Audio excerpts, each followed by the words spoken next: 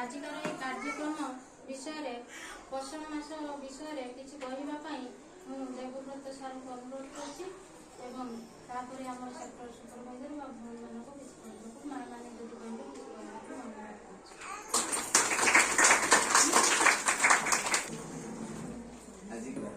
भल खाइबा हेल्ले भल खाद्यटा दरकार जदि आम गोटे जिन इम्पोर्टान्स दबा मो मतरे जे आम बर्तमान जहाँ भी खाऊँ आप देखु पनीपरिया बाड़ी में जहाँ भी आम कर साग ठू आरम्भ कर जहाँ भी आम उत्पादन कर देखिए आम लैब टेस्ट करवा लैबोरेटरी टेस्ट करवा परीक्षा टेस्ट करवा आप देखिए 100% पॉइजन रोज आम से क्लास रे छोट पिला समस्त गोटे कथा कहूँ जमी आम जितने बाड़ी में पनीपरिया कर पेस्टिसाइड्स आदौ यूज हेनी आम ए कौन कर गोटे पनीपरिया चाष कले आगे जमीटा को जमी आगे कौन कर फर्टिलाइजर दौरान सारा रासायनिक साराटा दौरान बैगण लगे कि कोबी लगे कौन लगे विषा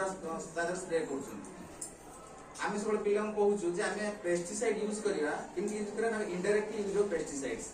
सपोज आप गोटे धान चाष कर धान नहीं विषा स्प्रे कले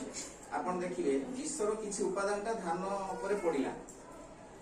आउ किसी उपादानटा कौन है ना माटी पड़ा माटीटा पॉइजन है माटीटा दूषित है माटी जो उपकारी बैक्टेरिया किसी रही से डेथ है सीट